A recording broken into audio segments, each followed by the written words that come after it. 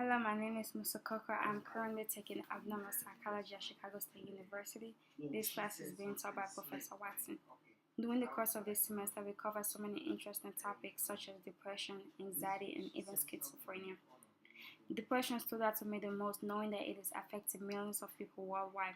It even became a multi-billion-dollar industry in the United States because people wanted answers to their problems. I researched one of the causes or the etiologies of depression, which was shocking. I read a professional journal article written by Arthur Shannon Griffin and B.M. Cates and Jim Olivier. The name of this article I'll be discussing is called A Mother's Attributional Style for Events in Their Offspring's Life as Predicators of Their Offspring's Cognitive Vulnerability to Depression. And this journal was retrieved from the North American Journal of Psychology. The purpose of this article was to find if there is a relationship or correlation between a mother's attributional style for events in their lives and the lives of their offsprings. But before I go any further, let me explain what attributional style are. Attributional style is a person's characteristics, tendencies when inferring to the cause or behaviors of events.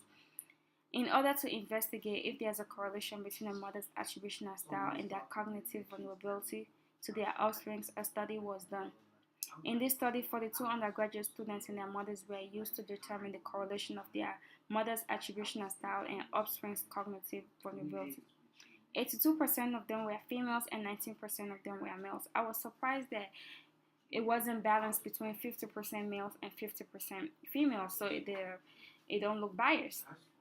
The method that was used in this study is the questionnaire method.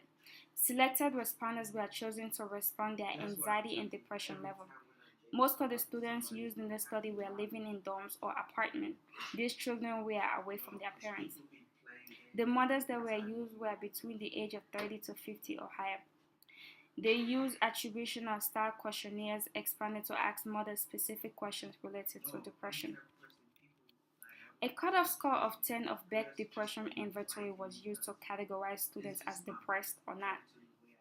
A dysfunctional attitude scale was also used, and it is designed to measure the dysfunctional attitude underlying the cognitive context of depression symptoms following cognitive theory of depression was used.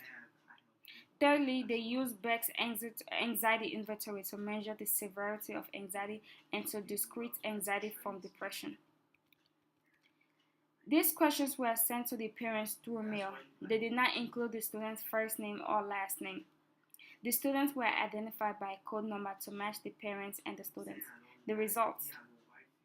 The mother's attributional style for events that might happen to their life's offsprings correlated with their children's Beck Depressive Inventory score, which was 0.49, and is higher than the p-value, which was 0.1. The mother's dysfunctional attitude score for events that might happen to their children also correlated with their children's dysfunctional attitude, which was 0.57, which was also greater than the p-value of 0.001. The results of this study suggest that mothers' attributional style for events that could happen in the lives of their children are significantly related to their children's dysfunctional attitude as young adults. The correlation was present for mothers' attributional style for their offspring when the influences such as depression and anxiety were controlled.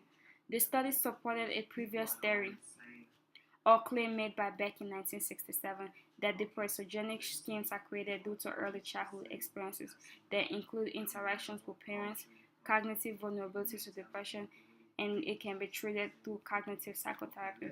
Thank you. This is my presentation.